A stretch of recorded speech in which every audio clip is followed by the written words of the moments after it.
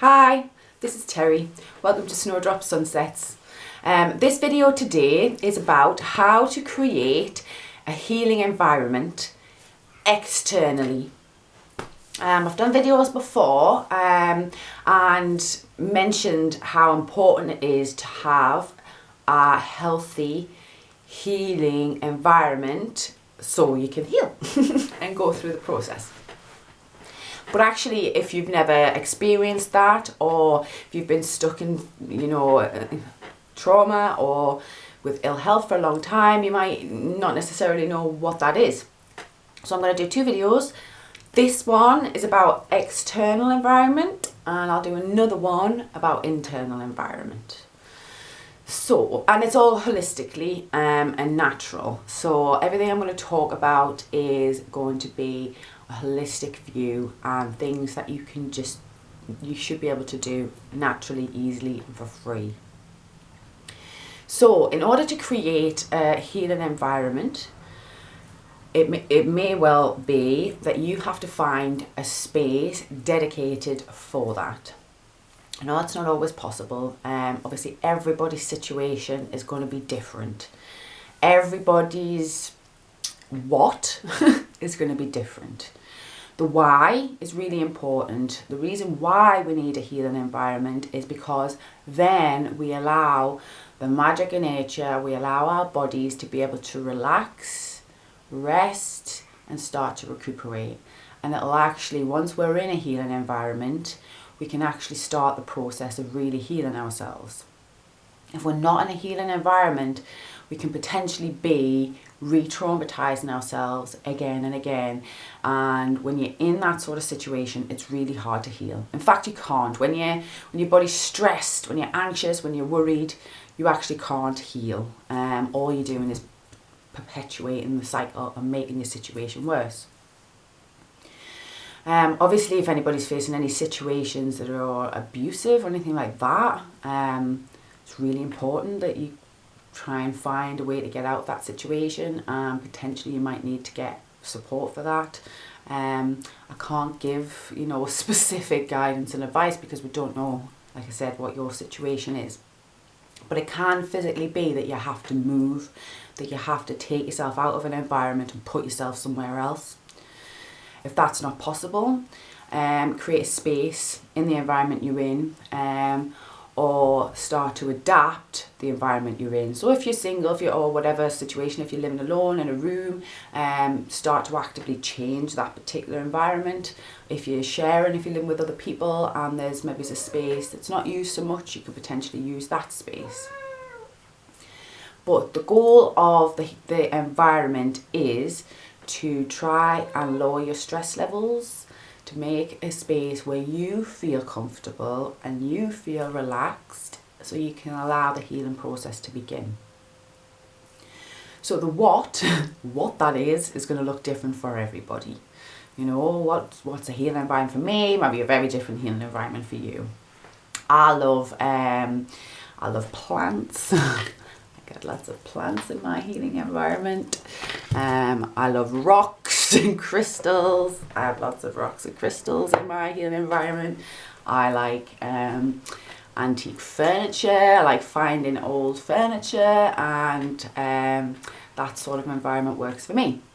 Other people might like really clean, really clear, really spacious. The what is for you to decide. But what you're trying to do, what you're trying to achieve is, like I say, a space that really, really nurtures you as an individual, where you feel comfortable. Doesn't matter what anyone else thinks, and it doesn't matter what anyone else says about your space. This is your space. So you can feel relaxed and you can feel part of the space. Now, to take a holistic view with the external environment, you also want to nurture body, mind, and spirit. So again, the specifics might be different, but in order to nurture your body, you're potentially going to want something that's comfortable for you, somewhere physically where you can relax, like comfortable bed, cushions, whatever it is that you like. Space where you might want to be able to do exercises or stretches or meditate, all these, you know, things that you'll decide you need for your journey, you're creating a space so you can do that. Sometimes it's not possible. Sometimes you have to go out to find a healing environment. You know, you might have to join a class to do exercises, or you might have to go out to visit somebody to talk things through, or whatever it is, you might have to go and seek that. But for as best you can, we're trying to create an environment in your own space where you can heal. So the physical aspect might, like I say, might be somewhere where you can, you know, store the food you need and make sure you've got access to fresh, clean water, and like I say, something comfortable for you to rest, space where you might want to move, somewhere where you might want to be able to sit and reflect, or that sort of thing. Obviously, again, you'll have to figure out the what. When we're talking about a safe environment mentally, this one's really important, I think. This one is going to potentially involve other people, because this is potentially more around relationships.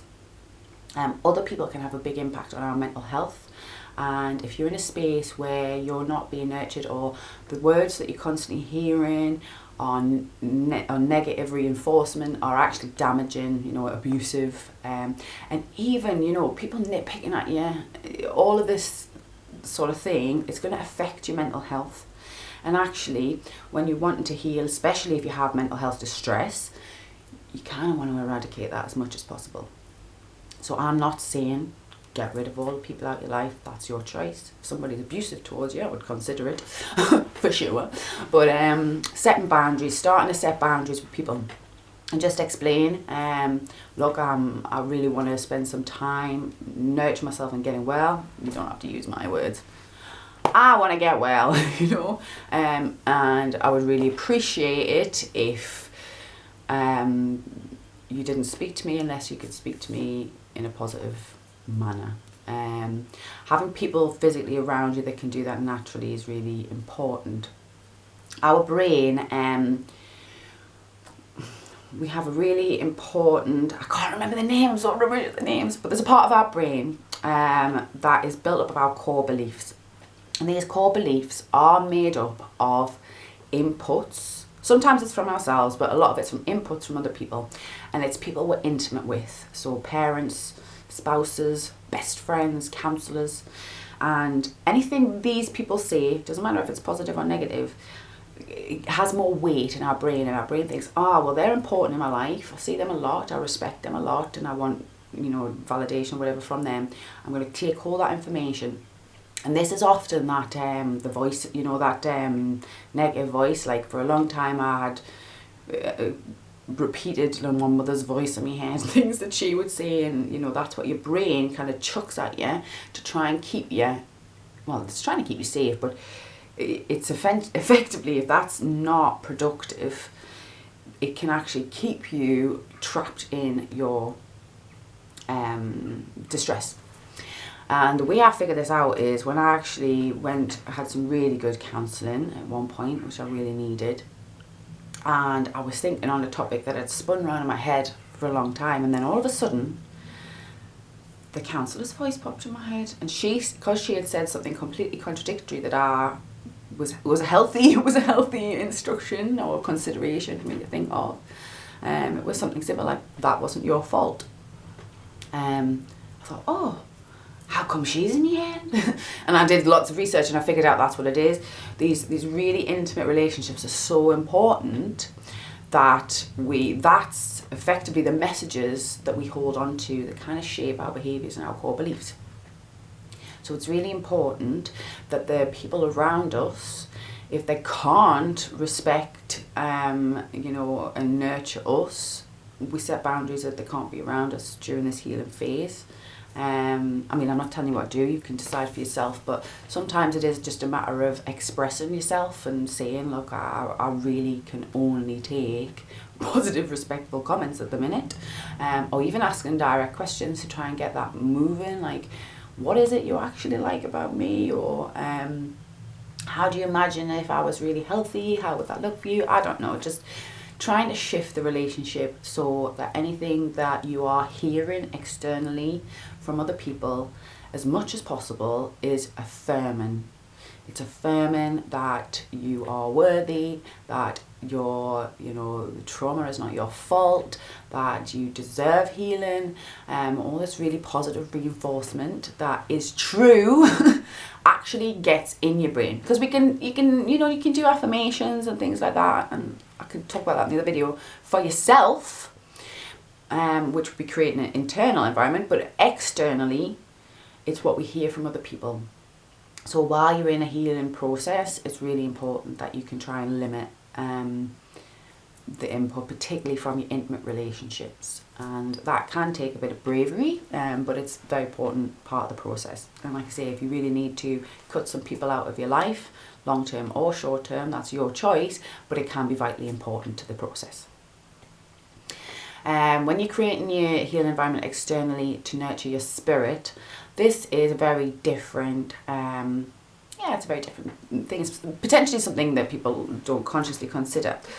But your spirit wants things that have meaning. Your spirit wants to know that you're connected to the world, and that you're reinforcing that connection in the world, and that, when you're looking around your environment, your spirit wants to feel a sense of belonging and connection, because we're connected, all connected to the universe, and it's just a reminder of that. So this is where, which I think is kind of got a little bit twisted in our culture, this is where you'd have trinkets and things around, and it's not about it just looking nice, for sure. It's having meaning for you. So when you're looking around your room, it's like it reminds you of a positive experience, or a person you really care about, or a ritual you've done for your healing. You have that around. See, I like plants. I like to see things growing and alive around me, and the fact that I keep them alive nurtures my spirit. I like collecting rocks from anywhere really. I love going to the beach and collecting rocks, any attractive rocks, and I just feel like that kind of brings that outdoor in, and it just really nurtures me. I have pictures around that mean something to me. I have little memoirs or gifts that other people have given us, and that's what your spirit wants from an external healing environment.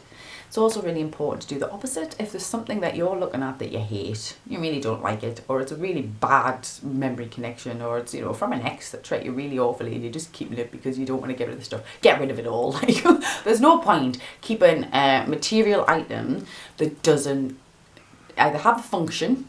Obviously, if it's functional for your life, keep it. But if it's not bringing some sort of like meaning or nurture or sense of wonder or positive reflection into your life, there's no point having it.